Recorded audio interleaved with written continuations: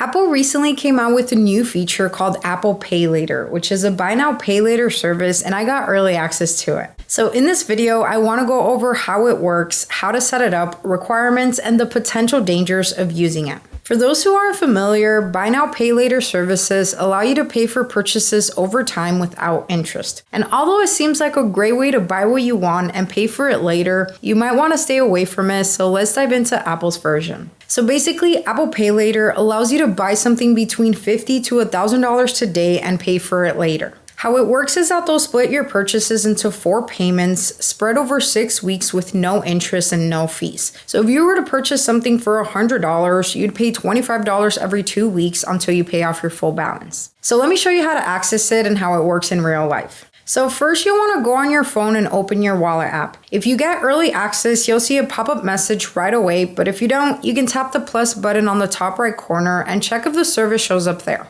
Once you open Apple Pay Later and tap Continue, you'll see the steps for getting approved. The first step is requesting the amount you like to spend between $50 to $1,000. After that, they'll check if you're eligible for the amount you requested with no impact to your credit score. And once you're approved, you can use Apple Pay Later wherever Apple Pay is accepted, whether it's online or in person. On the next page, you can request the amount you want to spend. For example, if you need $200 for a purchase, you can request that amount and they'll give you a breakdown of your entire payment plan. In this case, $50 will be due at the time of purchase and then $50 every 2 weeks with no interest until it's paid off. Now, to be clear, the amount of money you can borrow through Apple Pay Later will be based on your credit. So Apple will check your credit score before approval, but they'll only do a soft credit check, which won't hurt your credit score. So if you want to check how much you qualify for Apple Pay Later, you can do so with no harm to your credit score within seconds. I also want to mention that there are 2 ways to use Apple Pay Later. One is by getting approved for a spending amount before making a purchase. For example, if you know you'll be spending $300, you can request that amount upfront before making your purchase. And the other way is by choosing Apple Pay Later as your payment method and getting approved at checkout.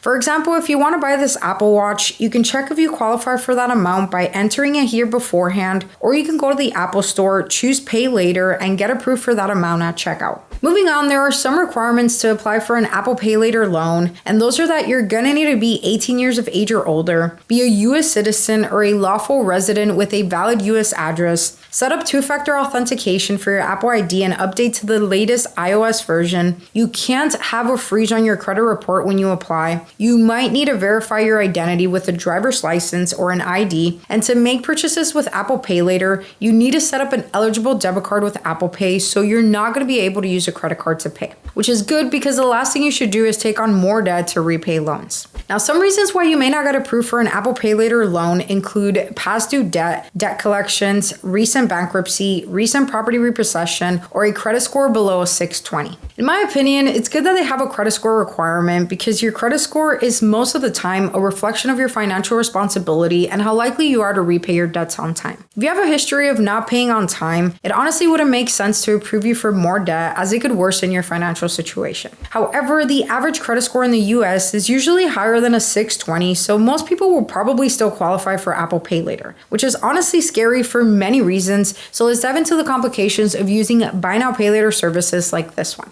The first danger is that Apple has made it super easy to borrow money for purchases. While this can be convenient if you make all your payments on time, it can also put you at risk if you're already struggling with money. Services like these usually encourage people to spend more than they can afford, which may lead to build up debt. I mean, research shows that buy now, pay later users spend way more each month than those who pay upfront, so be careful. The second danger is that if you link a debit card to Apple Pay Later and you don't have enough money in your bank account to cover the required payment, your bank may charge you a fee as a result. So although Apple doesn't charge interest or fees for this BNPL service, you're still going to need to make sure you have enough money in your account to cover your loan payments. If not, you'll have to pay a bank fee plus your loan payment, which is obviously not good. The third danger is that while Apple only does a soft credit check for the service, which doesn't show up as a loan on your credit reports, you can still harm your credit score if you miss a payment. According to their terms and conditions, Apple may report information about your Pay Later loan to credit reporting agencies, including late payments, failure to make payments, or other defaults. So although it's easy to apply for an Apple Pay Later loan, you must repay it on time. If not, your late payments may get reported to the credit bureaus, which may negatively affect your credit score.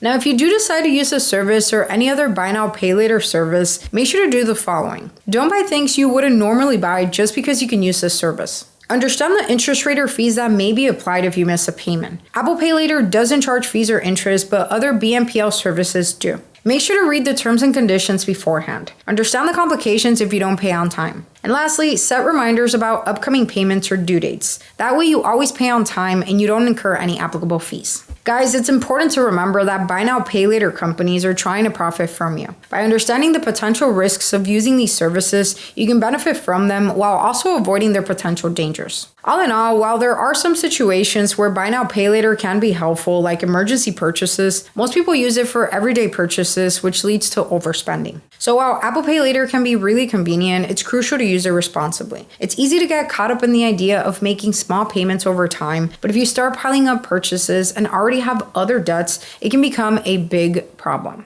So be smart about your finances and use these services carefully. Also consider other forms of financing like zero interest credit cards, which usually also offer protection benefits and allow you to earn cash back on your purchases. You might get a much better value out of those. Whichever route you choose to go, they all have pros and cons, so make sure you understand how they work and don't ever get into debt you can't afford to pay back. So there you have it, peeps. Let me know below your thoughts on the new Apple Pay Later service. And if you made it this far into the video, comment the word pay so I know who my loyal besties are. And by the way, Rakuten, my favorite shopping portal for earning cash back on all my purchases, is currently offering a $30 sign-up bonus after you spend $30 for a limited time, plus cash back on a ton of popular stores. So make sure to check out the link in the description to get your free $30 today, plus earn some extra cash back. That's also the best way to support the channel, so it's a win-win. I love you guys. Don't forget to share, like, subscribe, and turn on those post notifications. That way you never miss out on any future uploads. And if you guys enjoyed today's video, make sure to watch these other ones next.